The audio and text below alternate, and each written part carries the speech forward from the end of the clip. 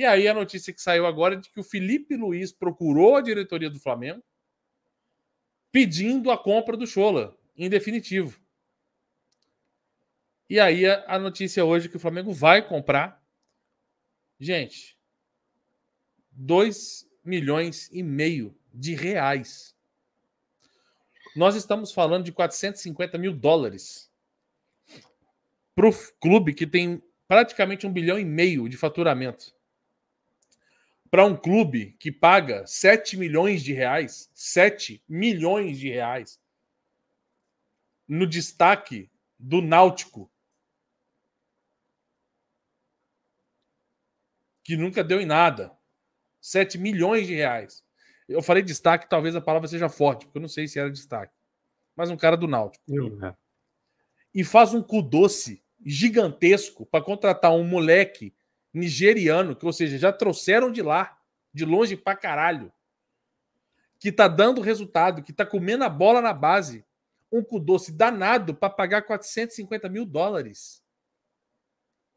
O Felipe Luiz precisou pedir a contratação, quer dizer, não tem scout, não tem analista, não tem análise, não tem nada.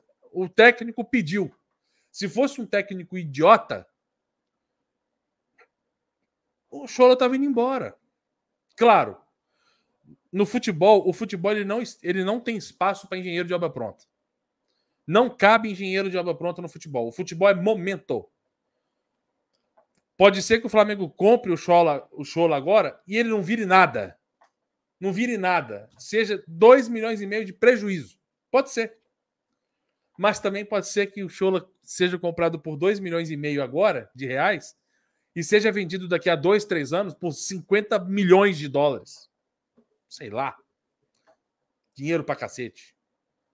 Então não existe engenheiro de obra. Não me venha daqui a 5 anos falar, porra, Arthur, 2024 tu foi a favor. Não me venha com essa. E eu também não vou falar se o Real Madrid comprar o Schola daqui a 10 anos, daqui a 10 anos, daqui a 2 anos, e eu não vou chegar aqui e falar, tá vendo, ó?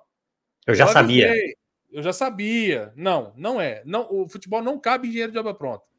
Você tem que apostar, Rafa, em quem tá dando resultado. Futebol é performance. Por isso que tem números. É um esporte onde você analisa todo o conjunto da obra. E agora, finalmente, o Flamengo acerta a compra do Schola, né? Nigeriano. Moleque aí tem 16 jogos em 2024, 10 vitórias, 1 empate, 5 derrotas no Flamengo. Ele participou de todas as partidas e como titular. Ele marcou 4 gols e deu 4 assistências. Não sei se conta de hoje. Eu me arrisco a dizer que não conta de hoje. Schola foi autor de um dos gols do Flamengo, inclusive no título em cima do Boca Juniors, né? Na Libertadores. Isso. Então, Rafa, o nigeriano foi um dos grandes destaques da equipe, né? Tanto individualmente falando, e é uma figura fundamental para a chegada de sua equipe à final da competição. Né? E após a observação na Itália, o Flamengo concluiu a captação enviando um scout à Nigéria para vê-lo novamente. Ou seja, o Flamengo, se bobear, gastou mais enviando o scout para a Europa. O scout do Flamengo viu o cara na Itália, depois mandou o cara para a Nigéria para acompanhar o maluco por dias. Né? Então nós estamos falando de voos, nós estamos falando de alimentação, nós estamos falando de hospedagem, nós estamos falando de deslocamento. Talvez o Flamengo gastou mais do que 400 mil dólares nisso tudo do que na compra do menino que está performando na base. Queria saber a sua opinião, Rafa, com todo respeito.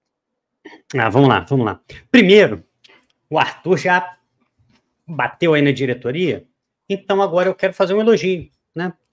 Porque a gente tem que estar aqui para bater no que é ruim e elogiar o que é ruim. Capacidade de prospecção da base do Flamengo. O Schola não é um jogador que estava jogando na base do Palmeiras, nem na base do Fluminense, nem na base de um grande time da Argentina. Ele era um jogador que jogava num time da Nigéria. Então, assim, parabéns. Eu falei, esse é o Flamengo que dá certo. Foi um campeonato, inclusive, que o Flamengo enviou 3 analistas para um campeonato de categorias de base na África. 3 analistas. Sensacional, cara. E o Flamengo faz muito essas negociações de jogadores com 15, 16, 14 anos. Felipe Viseu chegou aqui assim, Léo Duarte chegou aqui assim, há pouco tempo chegou Mateuzão aqui assim. O Wesley, Mateuzinho. são vários jogadores que chegaram aqui dessa forma, observação de base, chega no Flamengo e ou ajuda no profissional, ou depois é vendido. Até jogadores que talvez a gente não goste tanto, por exemplo, o Mateuzinho, o Corinthians veio aqui, largou uma grana e levou para lá. Então, parabéns. Que bom que o Flamengo tem essa capacidade de observar jogadores, inclusive fora, talvez, dos grandes centros, fora de lugares um pouco mais óbvios. Não à toa, o Flamengo ganha tudo na base. Só o Mário Jorge ganhou Brasileiro Sub-17, Brasileiro Sub-20 e Libertadores Sub-20. Então, é um time vitorioso e faz o mais importante, né? Que também, não só vender, colocar jogadores no profissional também. O Wesley agora está jogando, Lohan está jogando, 2022, João Gomes, fundamental. Então, que bom que o Flamengo tem essa estrutura e que consegue aproveitar essa estrutura. O Flamengo consegue observar jogadores, por exemplo, do América Mineiro. Porra, a base do América Mineiro é um absurdo. De vez em quando o Flamengo vai lá e tira um. Tem um garoto bom lá, o Flamengo vai lá e daqui a pouco já está vendendo. Então, assim, é importante que o Flamengo, né, como estratégia financeira, tenha essa base que vende muitos jogadores, faz parte das receitas do Flamengo. E aí, no caso aí do Scholler, eu acho que é muito isso. É o Flamengo fazendo essa prospecção e fazendo o que muitos chamam de meia confecção, né? Que é pegar um jogador pronto, chegando para o Sub-20, como o Flamengo, por exemplo, pegou o Caio Garcia há pouco tempo, está jogando no Sub-20, Scholler está jogando no Sub-20. O Thiaguinho, quando chegou, já era profissional. Eu acho que isso que acabou jogando o preço dele um pouco para cima. Ele já era profissional no Náutico, veio para o Sub-20 do Flamengo. Mas então, dito isso, né, colocando os pingos nos is, que vamos também valorizar o trabalho de base que o Flamengo vem fazendo. O Flamengo é um time muito vitorioso na base, inclusive campeão de Libertadores também na base, não só no profissional.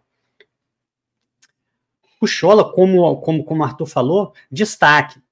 Eu acho que a gente vai ter que ter muita paciência com a transição dele, porque ele é um jogador muito rápido, ele é um jogador fisicamente muito privilegiado.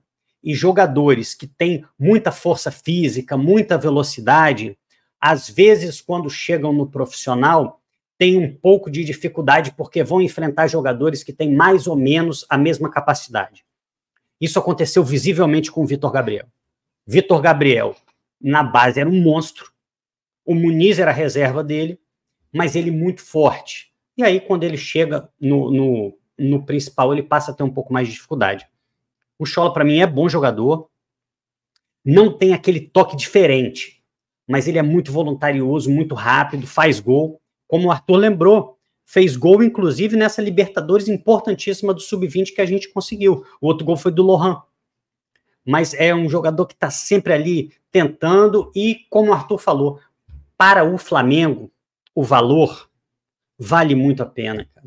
Porque se você acerta com um garoto desse, se o garoto continua se desenvolvendo, a venda dele, obviamente, vai ser no mínimo 10 vezes esse valor.